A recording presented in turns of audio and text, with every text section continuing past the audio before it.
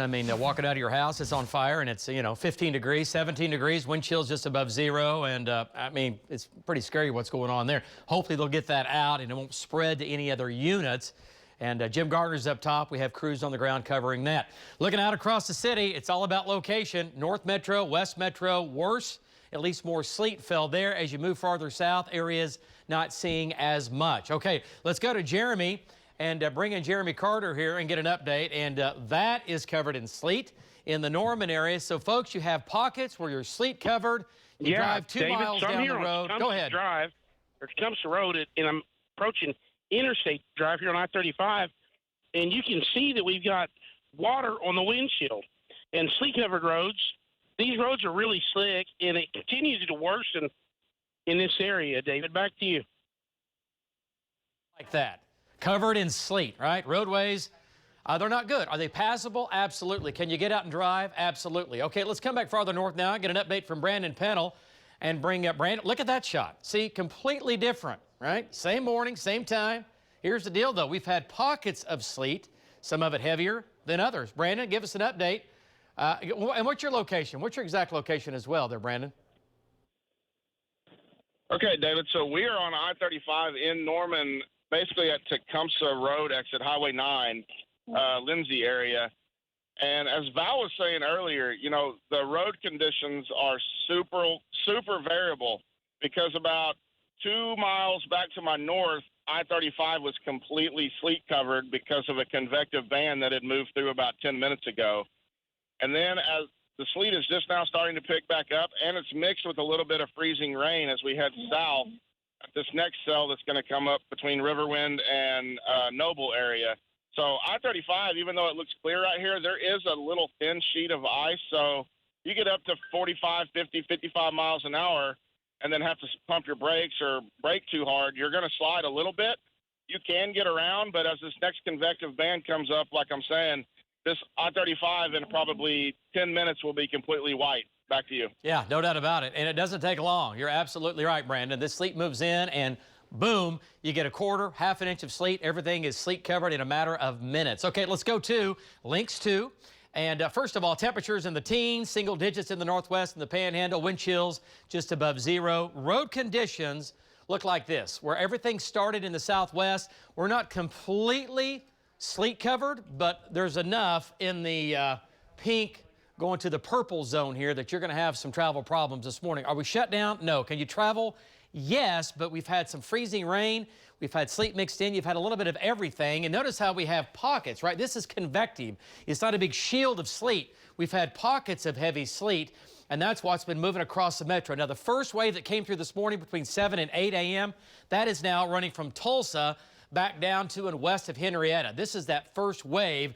And then it gets lighter after that, but it's still, nonetheless, going on with lightning from time to time. Thunderstorm there, producing some small hail and sleet. I know, welcome to Oklahoma. And then down south in the Norman area, Noble. So you can easily see why we would have areas that have a little bit of sleet to areas that have a lot of sleet. And across the metro, one wave's moving out, heavier sleet now just west of Newalla. And this is going to go on for the rest of the morning. It's just going to be spotty. It's going to be off and on down south, Chickasha. Here comes the next wave. That'll come into Oklahoma City out of Anadarko and Chickasha, and then down south, more sleet going on there. So, again, it's hit and miss. It's off and on. It's scattered. This is where the sleet's fallen today. And, again, it's not everywhere. That's why you see these little bands. Guthrie's had nearly nil, almost nothing.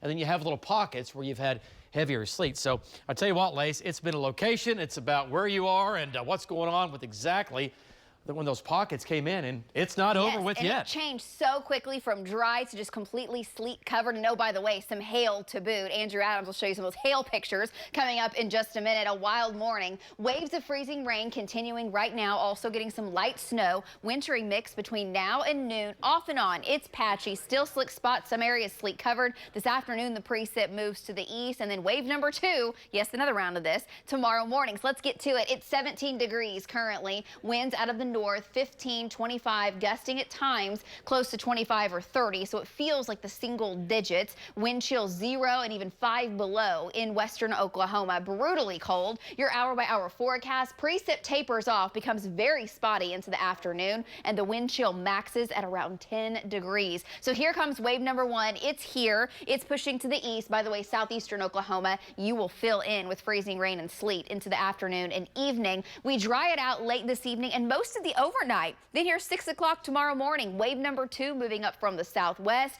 It moves through, does about the same thing. At times, sleet, freezing rain, and a little light snow. It moves out, and we're dry for your Tuesday afternoon and evening. May see another round late Wednesday night into Thursday, the way it looks, and we'll be below freezing then as well. So later today, still the chance, especially to the south, that your roads become worse for a while. Temperatures this afternoon, teens and 20s. So how much ice? It's not a major ice storm. That's the good thing. Across much of central Oklahoma, it's a glaze of ice and sleet. Where we could still have more freezing rain is southeastern Oklahoma. That's with the wave today and tomorrow morning. So if we're going to have power outages due to freezing rain, mainly southeastern Oklahoma, hopefully not. May have some tree damage there as well. For us, it's more of the sleet in some areas up in the Tulsa area, Stroud, Muskogee, 1 to maybe even as high as 2 inches of sleet. Not a lot of snow, some flurries, some light snow at times, and then this thing winds on down. Wednesday, we finally get above freezing. Another round possible Wednesday night into Thursday,